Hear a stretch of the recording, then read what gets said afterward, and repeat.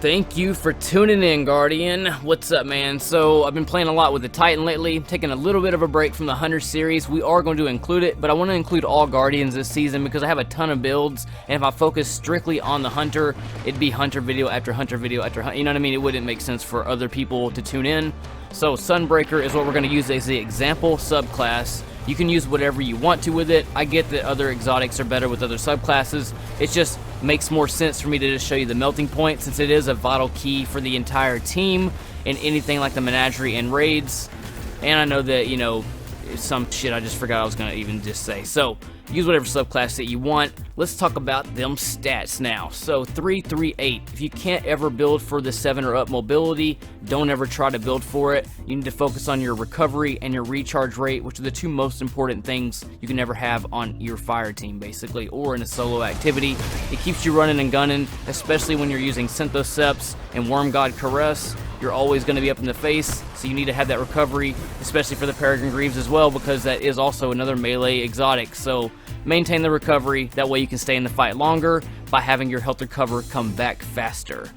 Let's zoom in on the helmet perk. So your supercharged perk is going to be either two options: light reactor if you're going to build with the fusion rifle, or one of the builds you can do pump action and build out with a shoddy. We'll talk more about that later. The stats on your helmet need to be 0 mobility, 1 resilience, and 2 recovery, a grenade charge mod, and whatever scavenger or reserve you choose to use on this. Now let's start out with these Synthoceps first. 0 mobility, 1 resilience, 2 recovery. Use an impact mod on this. Make sure you have it on the recovery stat, so zoom in on it, put it on recovery. Bionic enhancement means if you are surrounded by 3 or more enemies, you now do bonus melee damage and better lunge and improved super damage on top of that. Use it with whatever subclass that you want. However, if you are on a fire team and you're having trouble melting a boss, you're one of the key players in making sure you melt that boss by having this build on. It's really key that you play your part when it needs to be played. What it does basically is what you see here. These yellow bars, you can see it did 3 melees, and then 1 melee without bionic enhancements only does that much damage. So it's a huge buff to have.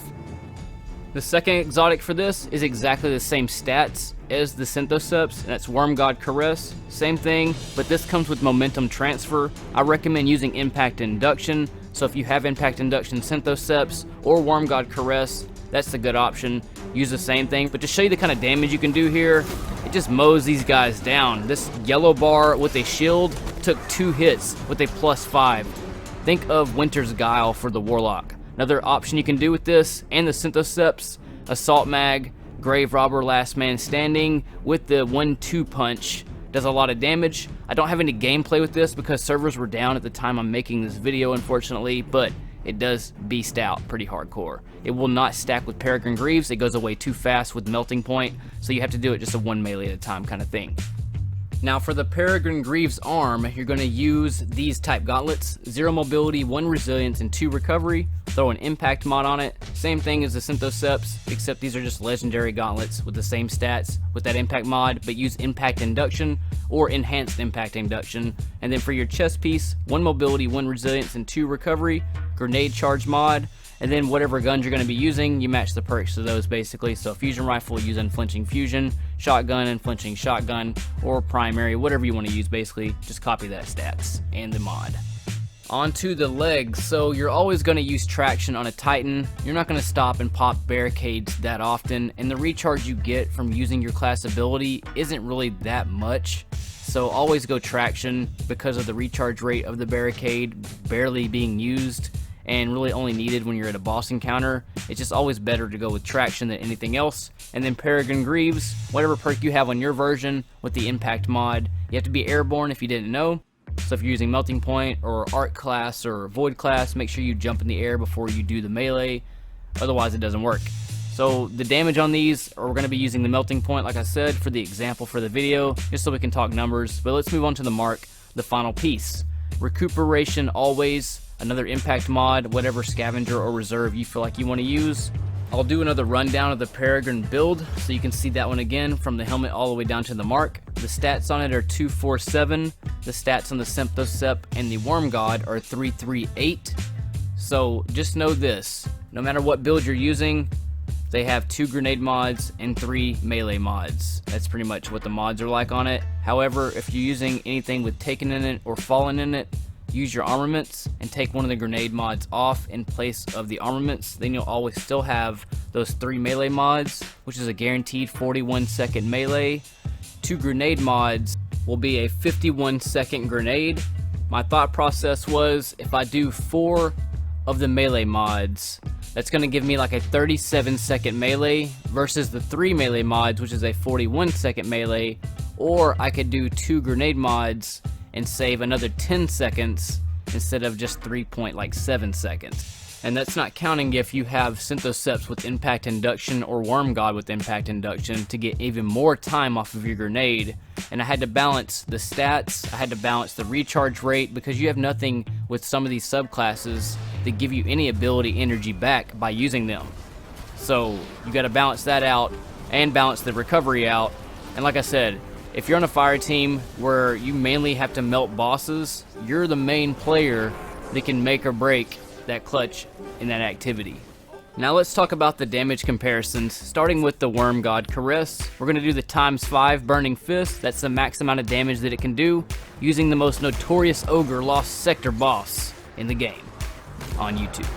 And you'll see the ×5 kills him instantly. So it's a max damage. That's an insane amount. It's more than the super itself in damage, just by that one melee. Not bad. Synthoceps, let's see what it can do now. All you gotta do is be surrounded, and you'll see that it does about 50% damage versus what the Wormgod did. But the cool thing is, you just gotta be surrounded. You don't have to proc it on enemies, so kind of offsets it a little bit.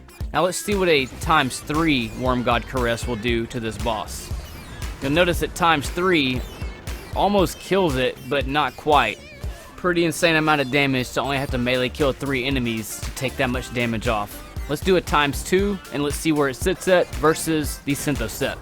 So we'll do the melee at ×2, and it's around the same damage the Synthoceps will do. So you melee kill 2 enemies, and then voila, you get that. So really, I only recommend the Wormgod when Brawler's on. I took this in the menagerie, and one thing I noticed was it's hard to get that first melee kill, much less stay in the fight without getting melted super quick, unless Brawler is on.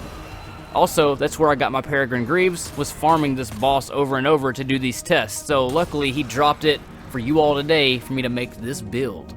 As far as all the builds today, I think Peregrine and Synthoceps are probably the most useful, but the Peregrine does way more damage than the Synthoceps, and it doesn't matter if it's procced by being around enemies or anything. You just have a charged melee and you're good to go. But that doesn't mean Synthoceps is bad either, because you can do regular melees and do more damage as well. So you really got to look at what kind of fight you're going to be in and which one's going to be the most use.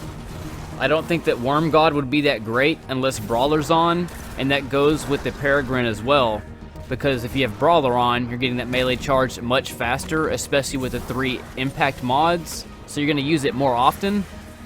But the Synthoceps, it doesn't matter if Brawler's on or not, because you can do a regular melee or the charge melee and do a lot of damage. That was damage with the Wormgod. That was because Brawler was on. But like I said, trying to get those one-hit melees are kind of difficult without Brawler on, because it takes a couple melees. But you'll see right here, it took only 4 melees with a Burning Fist ×4, but that's with Brawler on. Normally I can't one-hit melee these people unless Brawler is on, so this would be of no use to me. But right here, I'm going to hit it again, get a ×4, and go hit this guy and watch the melt instantly on that Ogre. Pretty insane damage. But see that first melee, even with Brawler on, it took a few hits, but now I can kind of get it stacked a little bit, ×3, then hit that guy with it, and then help the team shred this boss down before the timer ends. So faster you can shred those, more time you have, and you can get those triumphs for having more time on the clock as well. But these builds wreck. I am 100% confident you will find that they wreck as well. It balances it out perfectly. But I am Ristophilis. Don't forget, you can hit me up on teespring.com/Ristophilis to help me grow and support my channel. Catch me on live stream, learn tips there as well. And Guardians, thanks again. It's because of this community that lets this channel happen. Y'all keep it supported, and I really appreciate all the work that you all do, and happy to have you as part of the team, bros. So again, my name's Ristophilis. You bros take it easy, and I will see you next time. space.